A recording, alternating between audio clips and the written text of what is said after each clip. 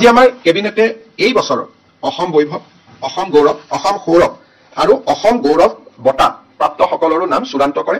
অহা 30 মাৰ্চত অসম বৈভৱ, অসম সৌৰভ আৰু অসম গৌৰৱ বঁটা আনুষ্ঠানিকভাৱে প্ৰদান কৰা হ'ব। এই বছৰ অসম বৈভৱ বঁটাৰ বাবে অৱসৰপ্ৰাপ্ত লেফটেনেণ্ট জেনেৰেল ৰাণা প্ৰতাপ কলিতাক ৰাজ্য চৰকাৰে মনোনীত কৰিছে।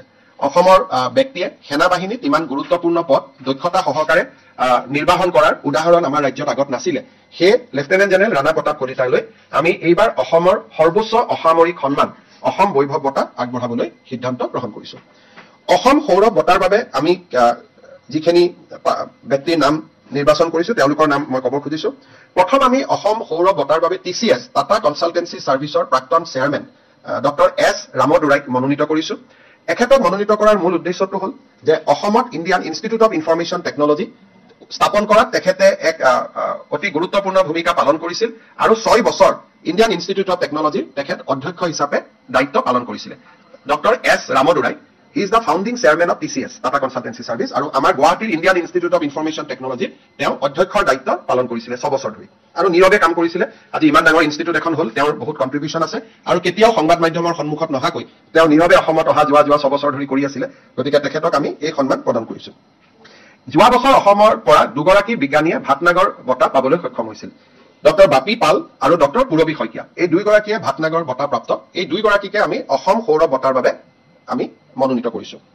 আমাৰ অসমৰ প্ৰখ্যাত সংগীত শিল্পী দীপেন বৰুৱা ডাঙৰীয়াক কেবিনেটে অসম সৌৰভ বঁটাৰ বাবে মনোনীত কৰিছে।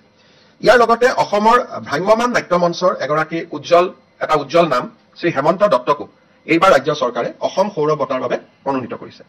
ইয়াৰ উপৰিও আমাৰ ভাৰতৰ মহিলা ক্ৰিকেট দলত স্থান লাভ কৰা শ্ৰীমতী উমা চেত্ৰীকো এই বছৰৰ অসম সৌৰভ বঁটাৰ বাবে মনোনীত কৰা হৈছে। অসম গৌৰৱ বঁটা ইয়াতে প্ৰথমগৰাকী অসম গৌৰৱ বঁটাৰ বাবে আমি মনোনীত কৰিছো শ্ৰীমতী ফুলেশ্বৰী দত্ত। তেখেত লখিমপুৰত শগুনৰ সংৰক্ষণৰ কাৰণে তেখেতে যথেষ্ট কাম কৰি আছে, আন্তঃৰাষ্ট্ৰীয় স্বীকৃতি পাবলৈও তেখেতে সক্ষম হৈছে।